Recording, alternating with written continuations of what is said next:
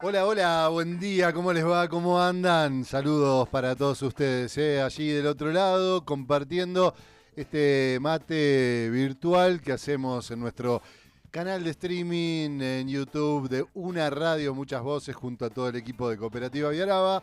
En el aire también de la 98.1, nuestro aire comunitario aquí desde Capilla del Monte, en nuestros estudios en las sierras de Córdoba, con el mismo gusto de siempre de compartir este rato con ustedes de reflexión, de pensamientos, de intento de comprensión de lo que somos hoy y de cómo llegamos hasta acá, de este mundo complejo que nos toca habitar. Bueno, esto es Tenemos Otro Plan y junto a Renata Bracaccini allí en los botoncitos, soy Federico Fumiato y vamos a intentar durante este rato buscar responder a la pregunta ¿quiénes somos? La pregunta más compleja en la historia de la filosofía, del pensamiento humano, cuando con más o menos elementos intelectuales, herramientas civilizadas o menos, el bicho humano se encuentra con esa pregunta, ¿quién soy? ¿Quiénes somos? A veces en singular, a veces en plural, y bueno, ha tenido que bucear muchas veces en los confines de la historia, y en los confines de la historia humana, y a veces en la historia de la vida y del universo. Y no nos parece caprichoso. Tal vez las reflexiones que damos acá es cómo comprender este mundo actual y las complejidades que tiene nuestra vida precarizada, nuestra vida con subjetividades controladas, con el intento que buscamos desplegar o desatar de ciertas esclavitudes contemporáneas, ¿no? De buscar ejercer nuestras libertades. Bueno, en ese marco a veces tenemos que ir más atrás y a veces la filosofía nos obliga, porque no tiene ataduras. Ese es el atractivo y hago tal vez esta digresión, este paréntesis solamente para hacer un incentivo al pensamiento filosófico, una defensa, si quieren, algo que hoy ya prácticamente ha perdido valor en las sociedades y lo ha perdido tal vez justificadamente. No, no voy a hacer una defensa de las doctrinas, de los grandes pensadores que también, es verdad, han construido dogmas que hicieron catástrofes en los últimos siglos de la humanidad. Pero para nosotros es otra cosa. La filosofía es ese pensamiento que elude restricciones disciplinarias, eh, aquellos dogmas, doctrinas o segmentos que las ciencias también nos han impuesto. Bueno, pensar cualquier cosa y vincular y conectar cosas. Esa es la tarea de la filosofía. Conectar, tal vez el filósofo medieval Duns Scoto hablaría de aexeidad. Y por más que suene absolutamente extravagante, e incluso caprichoso o un exceso de latinismo, lo que hablaba es de los agenciamientos, así lo fueron traduciendo algunos pensadores, es decir, poder agenciar las cosas de otra manera, conectar cosas de una manera distinta a como estaban conectadas. Bueno, por eso nos fuimos hoy a explorar un libro que me parece valioso, valiosísimo para explorar nuestros desafíos actuales. Es el libro Sombras de Antepasados Olvidados que escribieron Carl Sagan y su esposa Anne Druyan, que en 1992, y después de ya haber desarrollado una tarea de investigación, de divulgación científica muy extendida, bueno, entendieron que había que ir hacia atrás y que tenían que buscar los orígenes de los problemas que hoy nos encontrábamos como humanidad, los orígenes de algunos desafíos de este fin de siglo, como era 1992. Y recordemos, por supuesto, estaba cerrándose la Guerra Fría, el peligro de una guerra nuclear a escala planetaria todavía estaba vigente. Ya los anuncios de la catástrofe ambiental, del cambio climático, del calentamiento global, también hacían mella en los científicos, en los pensadores y también en la política. Por esos años se hizo el gran foro en Río de Janeiro, donde se definieron también ciertas políticas y donde nació, por ejemplo, el término de desarrollo sostenible. Bueno, ahí estos autores, Carl Sagan y Andrew Yang, se pusieron a explorar y ellos cuentan en el prólogo que empezaron a ir para atrás y se tenían que ir un poco más atrás y ver cómo las sociedades habían adoptado ciertos vicios o ciertas estructuras y tenían que ir más atrás y más atrás y más atrás hasta que llegaron al origen de la vida en la Tierra e incluso en el universo, ¿no? Y bueno, algo que les ha sucedido a muchos pensadores, porque pareciera que si uno quiere buscar los orígenes, no hay fondo, ¿no? No hay fondo porque el universo parece ser infinito, al menos en la mente humana. Y bueno, en este libro presentan una narrativa científica, filosófica, que busca conectar la herencia biológica y cósmica con nuestro pensamiento, nuestro mundo actual. Por supuesto tiene un enfoque evolutivo. Carl Sagan ha sido un defensor de las teorías evolutivas, todavía en tiempos donde se seguía debatiendo y aún hoy en realidad, tal vez con menos fuerza las otras teorías, pero en la ciencia todavía estaba en debate la teoría de la evolución. Y bueno, ahí en Sombras de Antepasados Olvidados, eh, cuentan que la humanidad es el resultado de una larga cadena evolutiva que conecta a los humanos con todas las demás formas de vida en la Tierra.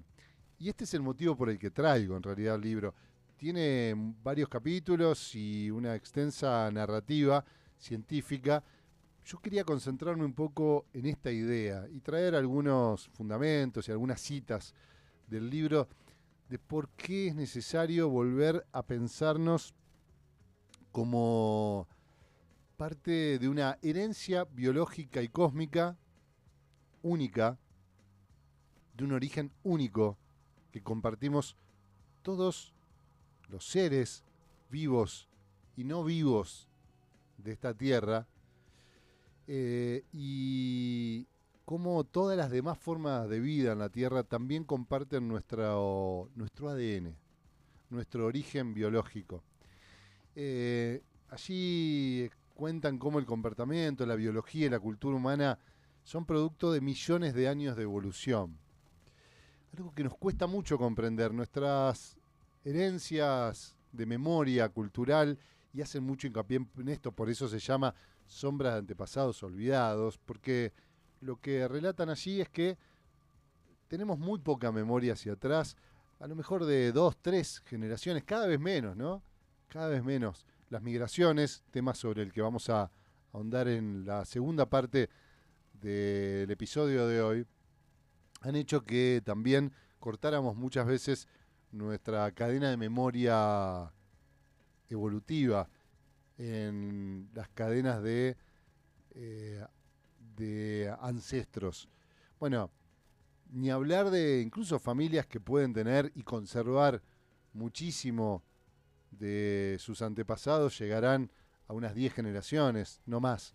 Y son cientos y cientos y cientos y miles de generaciones que tenemos detrás que van dejando huella en nuestro ADN y en nuestra conducta y en nuestras raíces evolutivas. Bueno, muchas de estas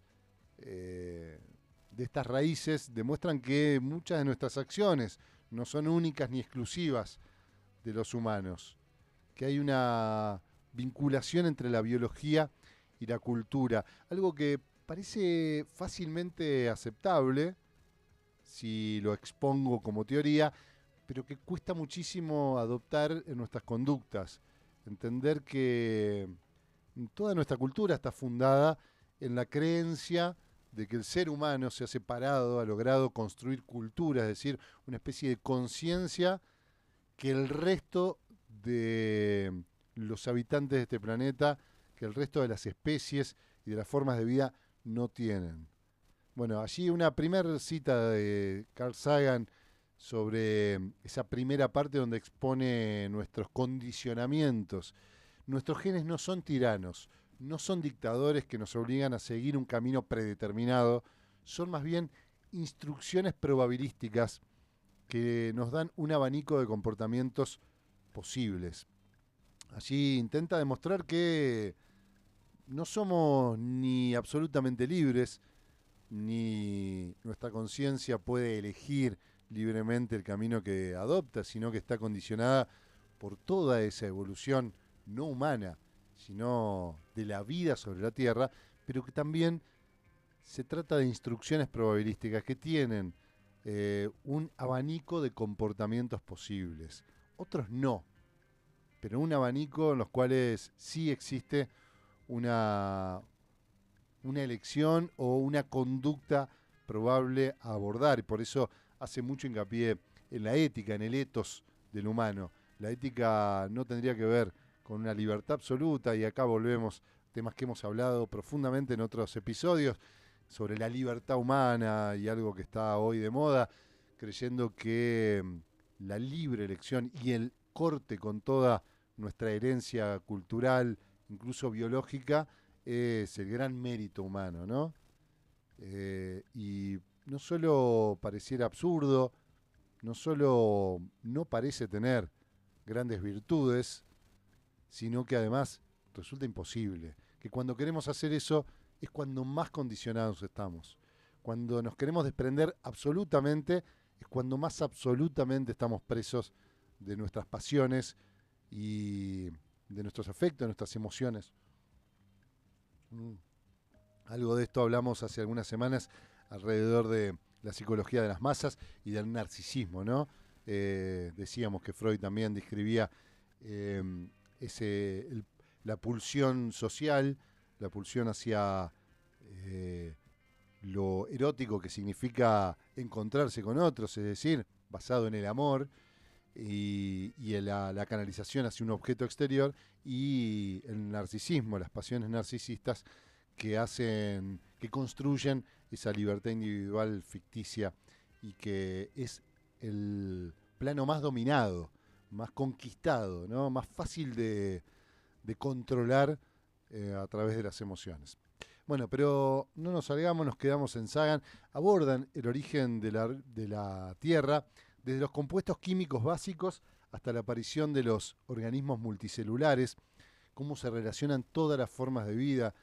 Todos los seres vivos en la Tierra están conectados a través de un ancestro común. Y acá aparece el relato que marcó a esta generación de científicos, que fue el experimento de Miller-Urey, así se conoció, que es de 1953, donde se simuló las condiciones de una atmósfera primitiva de la Tierra, donde todavía no había vida orgánica, sino todos los compuestos inorgánicos, esa mezcla de agua, metano, amoníaco, dióxido de carbono, y donde a partir de un entorno rico en energías, es decir, donde rayos, la actividad volcánica, la radiación solar, bueno, se produce la vida, ¿no? Se produce el ADN, o sea, los aminoácidos y nucleótidos, que son los componentes básicos de las proteínas y del ADN. Bueno, en esa, lo que llamaba la sopa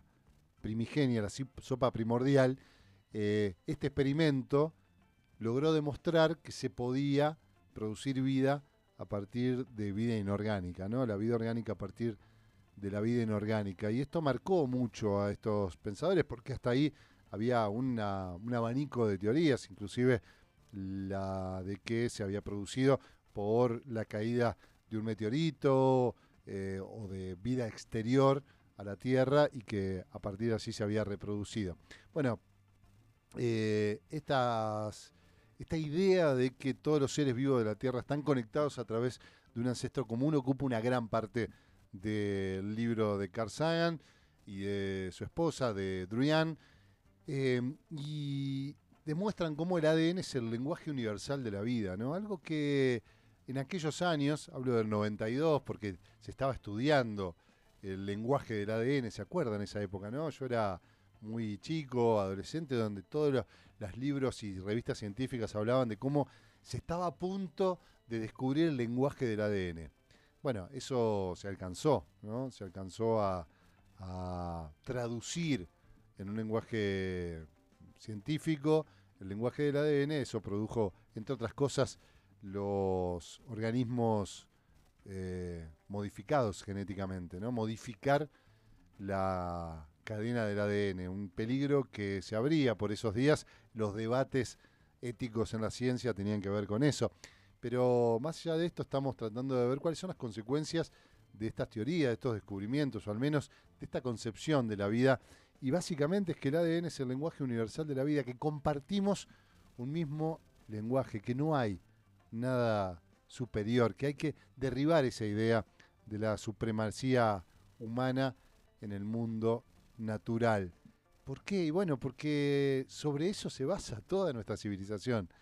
Y sobre eso se basa en gran medida los desafíos que venimos tratando de descifrar en estos episodios.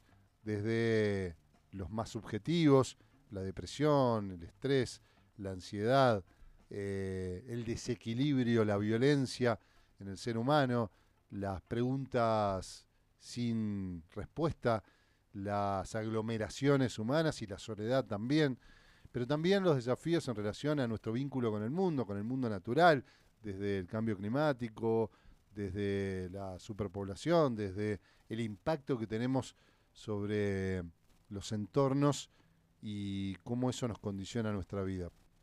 Decía Carl Sagan en este libro, nosotros somos una forma de vida que se enorgullece de su inteligencia, pero compartimos gran parte de esa inteligencia y comportamiento con criaturas que consideramos mucho menos sofisticadas. Estamos hechos de las mismas estrellas y conectados por la misma cadena ininterrumpida de la vida.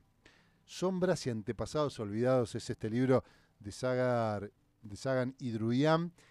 Y bueno, muestra también cómo estas características propiamente humanas o que consideramos únicamente humanas se observan también en otras especies, como el comportamiento sexual, la cooperación social, la agresión, la jerarquía social, la inteligencia, la autoconciencia, pero también la capacidad de formar sociedades complejas no son exclusivas de los humanos. Bueno, allí es donde proponen adoptar una visión más amplia y modesta sobre la humanidad. ¿Qué pasaría, dice Sagan, si reconociéramos nuestra interconexión con todas las formas de vida y tratáramos al planeta y sus habitantes con la humildad y respeto que tal conexión implica? Bueno, por último, me quedé con una cita del libro que quería compartir porque me parece que está expresado de manera muy astuta. Algo de esto conversamos hace un par de episodios. Y dice Sagan, la presente obra se inició a principios del decenio de 1980, habla de este libro, cuando la rivalidad entre los Estados Unidos y la Unión Soviética estaba creando una coyuntura potencialmente fatídica con 60.000 armas nucleares acumuladas por razones de disuasión, coerción, orgullo y temor. Cada país se elogiaba a sí mismo y calumniaba a sus adversarios, presentándolos a veces como seres casi subhumanos. Los Estados Unidos se gastaron 10 billones de dólares en la Guerra Fría, una cantidad suficiente para comprar todo lo que hay en el país excepto la tierra. Mientras tanto, la infraestructura se estaba hundiendo, el medio ambiente se deterioraba, el proceso democrático se subvertía, la injusticia se enconaba y el país pasaba de ser el principal prestamista al principal deudor del planeta. Hago el paréntesis porque lo nombré hace unos días, como Carl Sagan decía precisamente que toda esta inversión, todo este dinero que se puso en la Guerra Fría, siendo que las probabilidades de una invasión rusa a territorio norteamericano era de cuánto, un 5%, pongámosle, no había ningún dato que hiciera prever que la Unión Soviética pretendía invadir Estados Unidos. No lo había, no existía. Sin embargo, se gastó el mismo dinero de lo que valía todo lo que existía en Estados Unidos excepto la tierra. 10 billones de dólares. ¿Cuál es el riesgo hoy, decía Carl Sagan unos años después, de cambio climático? ¿Cuál es el riesgo de un colapso ambiental? ¿Cuál es el riesgo del calentamiento global? Bueno, según los científicos, oscila entre el 80 y un 100%, y la inversión no está equiparada en lo más mínimo a un peligro frente al otro. Bueno, muchas personas reflexivas, decía Saga, temen que nuestros problemas se hayan hecho demasiado grandes y creen que el corazón de la naturaleza humana se rige por razones que somos incapaces de controlar, que hemos perdido el camino, que las ideologías religiosas y políticas dominantes son incapaces de detener la deriva amenazadora y persistente a la que van los asuntos humanos, y que estas mismas ideologías han contribuido a provocar la deriva por su rigidez, su incompetencia y la inevitable corrupción del poder. ¿Es esto cierto? Y si lo es, ¿podemos hacer algo para evitarlo? Y por último, decían, una gran cadena de seres humanos y no humanos nos conecta a cada uno de nosotros con nuestros predecesores. Solo los vínculos más recientes están iluminados por el débil proyector de la memoria viva. Como decía, los que conservan registros más meticulosos no llegan a más de una docena de generaciones. Sin embargo, 100.000 generaciones atrás, nuestros antepasados eran aún reconociblemente humanos. El haz de luz, detrás de ellos se extienden las edades del tiempo geológico. Para la mayoría de nosotros, ese haz de luz avanza a medida que lo hacen las generaciones, y a medida que nacen los nuevos individuos, se pierde la información sobre los viejos. Estamos aislados de nuestro pasado, separados de nuestros orígenes, y no debido a algún tipo de amnesia o lobotomía, sino por la brevedad de nuestras vidas y las inmensas, insondables perspectivas de tiempo que nos separan de nuestro origen. Sombras de los antepasados olvidados de Carl Sagan y Anne Druyan traíamos para pensar el origen de la vida y nuestra conexión con todo lo que hay.